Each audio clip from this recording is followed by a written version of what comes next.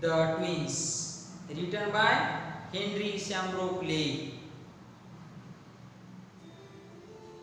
This appreciation come in exam paper in question number 3rd B. Now start. We shall learn the appreciation of the poem. In this poem, there are 4 stanzas and each stanza has 8 lines. There are totally 32 lines in this poem. Thus, we learn this poem. We shall start the appreciation of the poem. The first point in the appreciation, the title. The title of the poem is The Twins. म्हणजे या कवितेचं title किंवा शीर्षक काय आहे? The twins म्हणजे जुळे.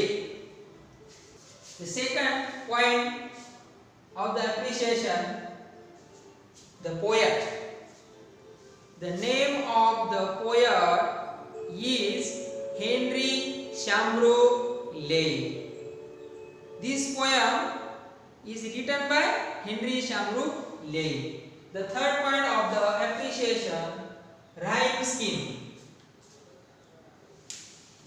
We saw each stanza has 8 lines. So therefore the rhyme scheme of the poem is A B A B C D C D. There are 8 lines and 8 lines have 8 rhyme schemes of the letters A B A B C D C D. So the rhyme scheme of the poem is A B C D C D. The fourth point of the appreciation, the figure of speech. Figure of speech, भाषेचे अलंकार, काव्याचे अलंकार. The first figure of speech in this poem, alliteration.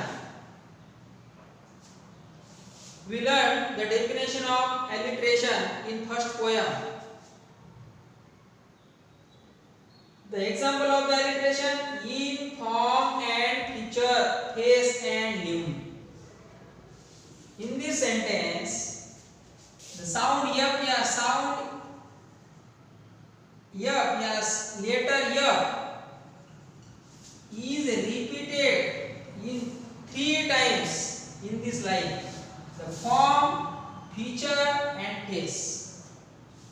The letter yap is pleasingly repeated at the beginning of 3 words in the same line. म्हणजे एकाच वाक्यामध्ये किंवा एकाच काव्य पंक्तीमध्ये जर शब्दांची सुरुवातीचा अक्षर य या अक्षराने जर सुरुवात होत असेल तर त्यावेळेस ते alliteration हा अलंकार होतो. The form य, feature य and face य. The beginning of the 3 words in the same line, the letter is ya.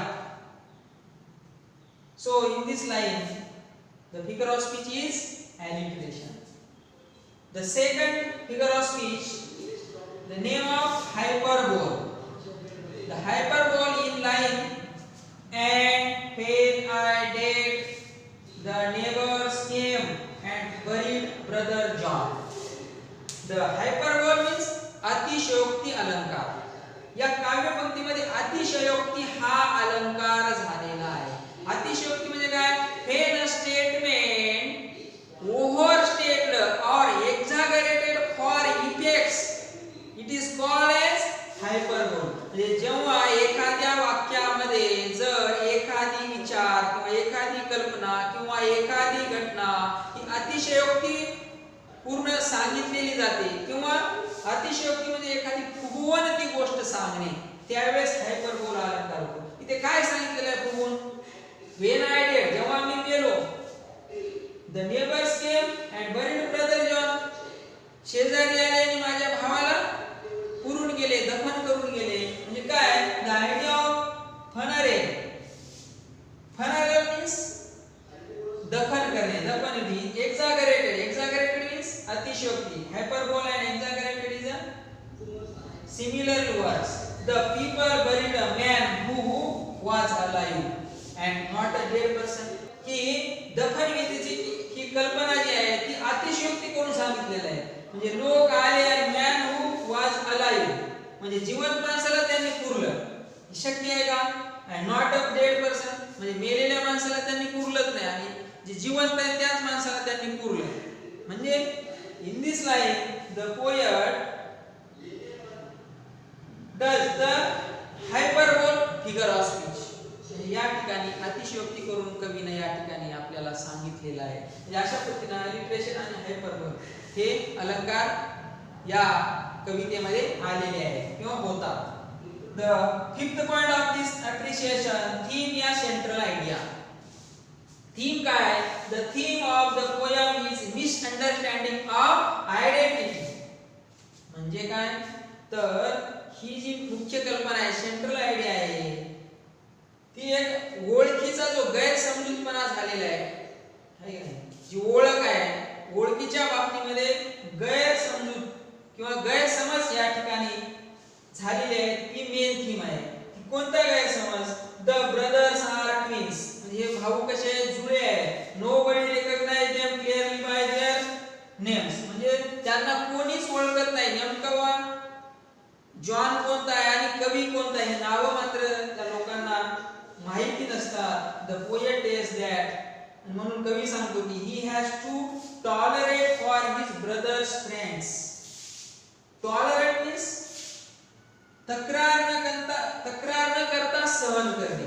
म्हणजे हा कवी त्याचा भाऊ हिज ब्रदर्स फ्रेंड्स म्हणजे त्याचा भाऊ खोड्या करतो आणि ते तक्रार न करताच कवी काय करतो? सहन करतो. and his brother John is naughty whereas the poet is kind hearted म्हणजे त्यांचा भाऊ कसा आहे? खूप खोडकर आहे. तर त्याच विरोधामध्ये कवी कसा आहे? खूप दयाळू आहे असे या ठिकाणी चित्रण केलेलं आहे. and although जरी he is punished instead his brother he does not complain म्हणजे त्याच्या भावाच्या चुकीबद्दल कवी काय करतो? ती सजा भोगतो. म्हणजे भावाला शिक्षा व्हायची सोडून कवीला शिक्षा होते तरी सुद्धा he does not complain तो तक्रारच करत नाही. and the confusion of the twin identities म्हणजे या संपूर्ण कवितेमध्ये किंवा कवी पूर्ण कन्फ्युजन म्हणजे गोंधळून गेलेला आहे. कवी का नाही तर लोक गोंधळून गेले. टोटल कन्फ्युजन कवी या ठिकाणी व्यक्त करतो त्या ओळखीविषयी. and the problems are depicted in a comic way. depicted means चित्रण करणे आणि कवी यामध्ये अशा समस्यांचं चित्रण करतो कॉमिक वे. कॉमिक मीन्स विनोदी, हास्यास्पद म्हणजे हास्यास्पद मार्गाने कवी या ठिकाणी त्या समस्या आपल्या समोर मांडतो. या कवितेमधून एक this poem is a humorous thought म्हणजे विनोदी विचार सुद्धा या कवितेमध्ये आपल्याला कविता वाचत असताना हसू बी येतंय आणि या कवीचा तक्रार न करता शिक्षा सहन करणे किंवा टोटल कवीच्या जीवनामध्ये ज्या काही गोष्टी गोंधळ निर्माण करतात किंवा लोकांच्या जीवनामध्ये सुद्धा गोंधळ निर्माण करतात अशा पद्धतीनं कवी या कवितेमधून आपल्या समोर व्यक्त करतो. म्हणजेच टोटल आज आपण पाहिलं ॲप्रिशिएशन ऑफ द पोएम. हे 5 पॉइंट आहेत. ते तुम्ही घरी पाठ करा, लिहून घ्या आणि सतत याचं वाचन करा. किंवा या थीम किंवा सेंट्रल आयडियामध्ये तुम्ही 1-2 पॉइंट तुमच्या मनाचे सुद्धा तुम्ही टाकू शकता. See you again next period.